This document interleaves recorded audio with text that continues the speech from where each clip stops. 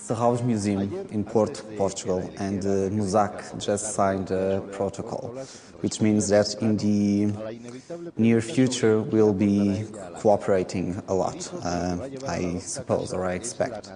And bringing this piece is the first result, let's say, of this cooperation. And this piece is simultaneously being shown in Serralves, at the museum in Porto, where this artist, his name is Augusto Alves da Silva, has a huge retrospective. In fact, it's not exactly a retrospective, because the artist, when we asked him to make a retrospective, replied something like, "I'm too young and I want to make new projects." And so half of the exhibition are new projects. And this one, called Iberia, is one of them. And when the director of MUSAC, Agustin, went to Porto and he saw it for the opening and he saw the show, he decided that he would like to bring this specific piece. Because, and it's a coincidence, but a fortunate one, this is a piece where this Portuguese artist shows Spain. But in fact, or the fact, is that he shows Spain that no one knows. What he did was he bought himself a Jeep, a car, and a special car.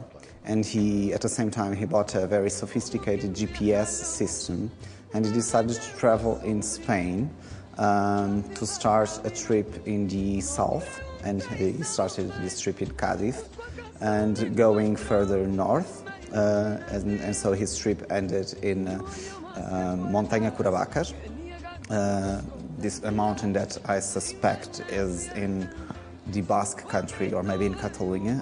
But the fact is that he travels for miles and miles, and always disobeying or trying to disobey the GPS system. When the GPS system told him to go straight or to go to his right, he did exactly the opposite, because he wanted to follow not the main routes, but to drive with his car in very tiny routes that are not usually used by anyone. And so he was always taking photographs while he was doing this trip. It took thousands of them. And for this specific project that we are seeing, he decided to use more than 5,000 images that we see in a random order or system. And at the same time, he wanted, and that's why I say that we, in this project, see a Spain that we've never seen, because we never went to these places, I guess. And at the same time, he wanted this installation, because this, in fact, is a video installation, to have sound. And he decided to use the sound of the radio stations that he used to listen while he was traveling. And his travel took like 20 days. And so at the same time that we see the images, we hear, in some cases, very techy musics that are being transmitted by these Spanish radio stations. He did this, or he wants to use, or he decided to use the sound for two main reasons. One of them is because the images are very beautiful, in some cases almost too beautiful, and he wanted to use this contrast between the ugliness of some of these songs and the images. But at the same time, he, as a Portuguese, he was totally obsessed with the Spanish radio stations, because you in Spain have something that we lack, that we miss in Portugal, in the radio stations. You have voice, you have speech, you always have people talking, which is not very common in the Portuguese radio stations. So as I told you, this is a piece that shows an image of Spain that is not the image that is usually sold as the touristic image of Spain.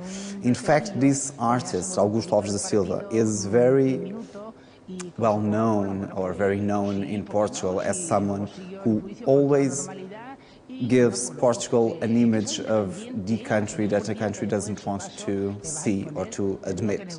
As every single photographer, because he uses a lot of photography, he's used to work under commissions. And when the institutions ask him to photograph something or to make a project, usually they are not expecting to get the opposite of what they think is the image that they want to sell. So in lots of his projects, what you see is a country, Portugal, where he mixes signs of progress or signs of tourism or signs of the 20th century, but mixed with the Portugal from the 19th century. And so, as I told you, what he gives back to the institutions that ask him to work is always the opposite of what they are expecting. At the same time, he's an artist who is very, even if he's not making a political art, I don't know exactly what political art is, is not interested in that. He is a very critical voice, let's say, in Portugal, and very known for some projects that he did, which were very well received in a strange way. For example, he is very known for making a project in the Azores Islands, where you see in a series of photographs the beautiful landscape of Azores, but at the same time in the photos you see these tiny white dots, and those dots are the planes which took 4 politicians to the Azores Islands to sign a document that allowed the U.S. to conquer or to go to war not long ago.